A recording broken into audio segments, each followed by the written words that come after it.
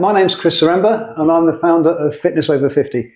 I created Fitness Over 50 to help other people who were in the shape, or are now in the shape that I used to be in 15 years ago, which is very much out of shape, out of health, and no fitness whatsoever.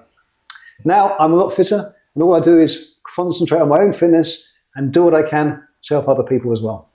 Thank you, Chris. And I'm Amrit Dhaliwal, the CEO and founder of Walfinch. Walfinch is a home care brand that focuses on aging well and wellness for older people. I'm also the creator of Wellness with Walfinch, and we're here today, joined by Chris Saremba. What are we doing today? Well, today we're going to look at 4 exercises for the legs. Okay. We've already done exercises for the upper body, both for the push group of muscles and the pull group, but today we're going to look at legs. Great, okay, let's do it. Great, 4 exercises for legs. Each of them is, as is fairly usual, is 10 repetitions, but feel free to do multiple sets of all 4 exercises. We're going to use 2 exercises for the upper legs and 2 for the lower legs. Cool, okay. First exercise we're going to do is a very, very simple squat, and most people are going to use a chair or something to support themselves as they do it. You can do this just sort of probably without a weight, but you can do it with a weight as well. And you can stand here. Just hold the chair wherever it's appropriate. Okay. Squat down, and then back up again. Try to keep the back as straight as you can as you go up and down. You can certainly go onto your toes, that's fine. If you want to use it with a dumbbell to increase resistance, you can do that as well. So, dumbbell there, come down, and up again. If you do a dumbbell, then it makes sense to do a few on one side, or 10 specifically, and then 10 on the other side. Great. We'll try that with a dumbbell? Yeah.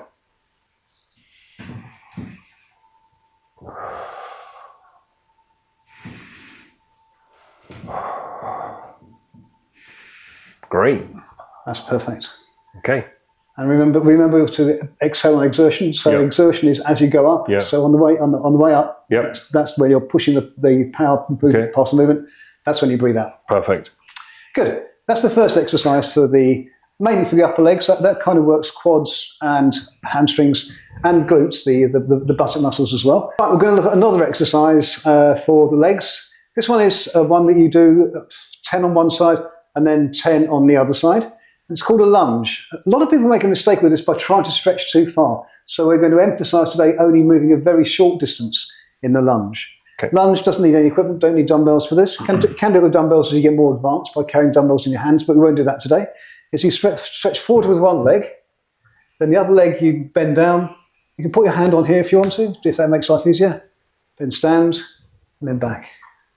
And so you do 10 on that side, up and back. It's a 3-phase movement, really. Phase 1, phase 2, phase 3. Okay.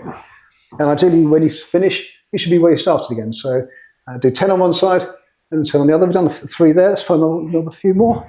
Down there, and then back up. Okay. Does that make sense? Perfect. Good. So that's a lunge. Do 10 of those on one side.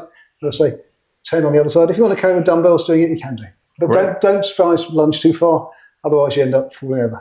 Thank you. Yeah, great. Good. Right, we're now finally going to look at the lower legs, with the calf muscles at the back of the lower legs. And we're going to do 2 exercises for that. One in the seated motion, which means the knee is bent, and one in the standing motion. They actually work 2 different parts of the 2 calf muscles. But let's do the seated one first. So how are we going to work the calves in this position? Well, you have a weight on each knee, like this, and stand on toe, stand tiptoe, or not stand, move the feet to the standing position. Well, not standing position, extend the ankles is what I'm trying to say. Extend the ankles using the calf to there. Hold it for a second or 2, don't come straight back down. And as always, lower, slower. Come all the way back down to when your heels are touching the ground. Hold it for a few seconds, then back down. And if it gets too easy, then obviously increase the weights. There are 2 different muscles in the calf, the soleus and the gastrocnemius, and one of them is worked by the seated position, and the other one emphasises the from a standing position. Do you want to try that? Great. Okay. Thank you. Okay, and then lower, slower. Lower, slower. Remember to hold it for a couple of seconds in the upright position. You should feel the calves beginning to work in that position. Yep. Great. That's a seated calf exercise. Nice. Thank you. And finally, we're going to go to a standing calf exercise. Something to lean on for balance. And in a similar way, you're going to come onto tiptoe, hold it there for a couple of seconds, and then back down again. Always lower, slower. So up, you can go up quickly, and then lower, slower.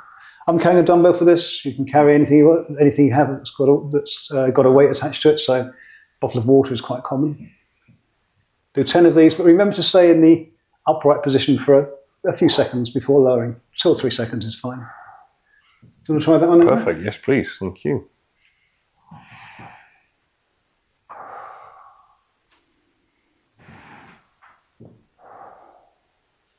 Yeah, that's fine. Great.